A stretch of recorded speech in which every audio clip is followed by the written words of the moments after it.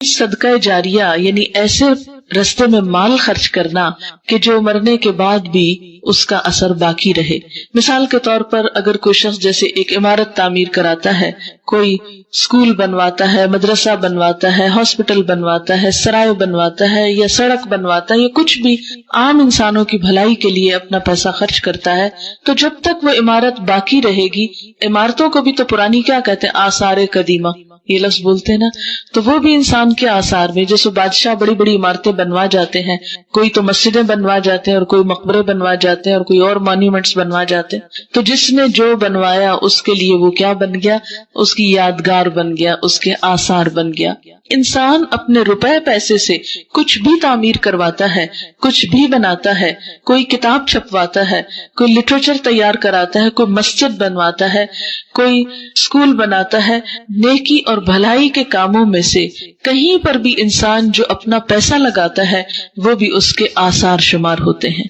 لہذا انا نحن نحیی الموتى وَنَكْتُبُ مَا قَدَّمُوا وَآثَارَهُمْ، ہم لکھ رہے ہیں جو وہ خود آگے بھیج رہے ہیں اور جو ان کے آثار پیچھے باقی رہ رہے ہیں، جو بھی امپریشنز چھوڑ رہے ہیں، جو بھی اپنے پیچھے اولاد چھوڑ کے جا رہے ہیں، جو بھی اپنے پیچھے طالب علم چھوڑ کے جا رہے ہیں، جو بھی اپنے پیچھے اپنے مال سے کچھ بنوا کے چھوڑ کے جا رہے ہیں، چاہے چھوٹی چیز ہو یا بڑی ہو، وہ سب ان کے نامہ اعمال میں لکھا جاتا رہے گا، لکھا جاتا رہے گا جب تک اس کے اثرات معاشرے کے اندر اچھے یا برے باقی رہیں گے. اسی طرح انسان جو رواج ڈالتا ہے، جو رسمیں ڈالتا ہے، جو نیکی کے کاموں کی ابتدا کرتا ہے، تو جتنے لوگ اس کے پیچھے وہ کام کرتے ہیں اس کا صلہ بھی ابتدا کرنے والے کو ساتھ ساتھ ملتا ہے. ایک تو یہ ہوتا ہے کہ جو انسان کرتا ہے اس کو تو ملتا ہی ہے، لیکن جس نے ابتدا کیا اور جس کو دیکھ کر آپ کاپی کر رہے ہیں، تو جو بھی اس کا سبب بنا، اس کی ابتدا جس نے کی، اس کے لیے ساتھ ساتھ اس کا اجر ہے. اس پر بھی حدیث پاک ہے، نبی صلی اللہ علیہ وسلم نے فرمایا، جس نے اسلام میں کوئی نیک طریقہ جاری کیا، یعنی کسی نیکی کے کام کی آغاز کر دیا، لوگوں کو اس کی طرف توجہ دلائی، اس کے لیے اس کا اجر بھی ہے، یعنی اس وقتی کام کا بھی اجر ہے اور اس کا بھی جو اس کے بعد اس پر عمل کرے گا. یعنی اگر بعد میں کچھ لوگ اس روایت کو لے کے چلتے رہے تو جتنے لوگ اس روایت کو لے کے چلیں گے شروع کرنے والے کو ان سب کے کیے برابر اجر ملے گا، بغیر اس کے کہ ان میں سے کسی کے اجر میں کمی ہو. یعنی فالوورز کے اجر میں سے کم کر کے نہیں دیا جائے گا لیڈر کو کہ جس نے شروع کیا کوئی کام اور جس نے کوئی برا طریقہ جاری کیا. اسی طرح بری رسمیں جاری کرنا، برے طریقے شروع کرنا، تو اس کے لیے بھی کیا ہے، اس پر اس کے اپنے گناہ کا بھی بوجھ ہوگا جیسے اس نے غلط کام خود کیا، اور اس کا بھی جو اس کے بعد اس پر عمل کرے گا، بغیر اس کے کہ ان میں سے کسی کے بوجھ میں کوئی کمی ہو. یعنی سب اپنی اپنی بھی بھگتیں گے اور ان سب کی مل کر شروع کرنے والا بھی بھگتے گا. مثلا اس میں حابیل اور قابیل کا قصہ ذہن میں رہے. قابیل نے حابیل کو قتل کیا جو پہلا انسانی قتل تھا، اور اس کے بعد کیا لکھا گیا قابیل کے نامہ اعمال میں؟ صرف بھائی کا قتل نہیں، بلکہ دنیا میں قیامت تک جتنے بھی قتل ہوں گے ان سب کا جو گناہ ہے وہ قاتلوں کو تو ملے گا ہی، لیکن ایک حصہ اس کا قابیل کو بھی جائے گا کیونکہ اس نے اس کی ابتدا کی تھی. تو جو شخص کسی برائی کا آغاز کرنے والا ہوتا ہے، کسی غلط کام کو شروع کرنے والا ہوتا ہے، اس کو دیکھ کر جتنے لوگ کرتے ہیں، کیونکہ انسانوں کے اندر یہ عادت بہت ہے، سبھی کرتے ہیں ہم کیوں نہ کریں، یہ بات عام طور پہ ہوتی ہے نا. ہم غلط کام بعض اوقات کیوں کرتے؟ اس لیے کہ اور لوگ کر رہے ہیں، تو جن کو دیکھ کے آپ کریں گے ان کو بھی ساتھ سزا ملے گی، اور کرنے والے کو تو خیر جو برا کرے اس کا نتیجہ برا ہی ہوتا ہے. یہ تو نہیں ہو سکتا آپ گندم بوئے اور چاول کاٹے، جو بوتے ہیں وہی کاٹا کرتے ہیں. جو برا کرے اس کو اچھا انعام تو نہیں ملے گا، اس کا نتیجہ ویسا ہی اس کے سامنے آئے گا.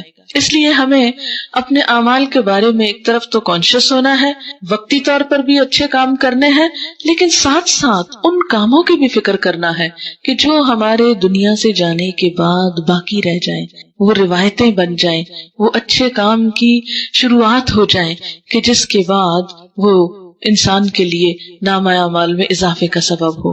ہمیں ایسے کاموں کا حریص رہنا چاہیے، ایسے کاموں کی تلاش میں رہنا چاہیے کہ ہمارے ذریعے سے کوئی اچھا کام شروع ہو تاکہ جتنے لوگ وہ اچھا کام کرے ان کا ثواب بھی ہمیں ملے. ہو سکتا ہے کہ ہمارے اپنے عمل اتنے بہت اچھے نہ ہوں بہت زیادہ نہ ہو. بعض اوقات ایسا ہوتا ہے کہ زندگی تھوڑی سی ہوتی ہے، موقع نہیں ملتا، مصروفیتیں ایسی ہوتی ہیں کہ انسان کے پاس اتنا ٹائم نہیں ہوتا کہ بہت لمبی چوڑی عبادتیں کر سکے. کہ مثلا اگر آپ کہیں کہ سارا دن تسبیح کریں یا نفلیں پڑھیں یا قرآن پڑھیں، اتنا وقت کہاں سب کے پاس. ٹھیک ہے، اپنی واجبی عبادت بھی کریں اور اس کے ساتھ ضرور کوئی نہ کوئی ایسا کام سوچا کریں کہ میں یہاں ایک اچھا کام شروع کرتی ہوں اور لوگ بھی اس میں حصہ ڈالیں، اس کے پیچھے چلے.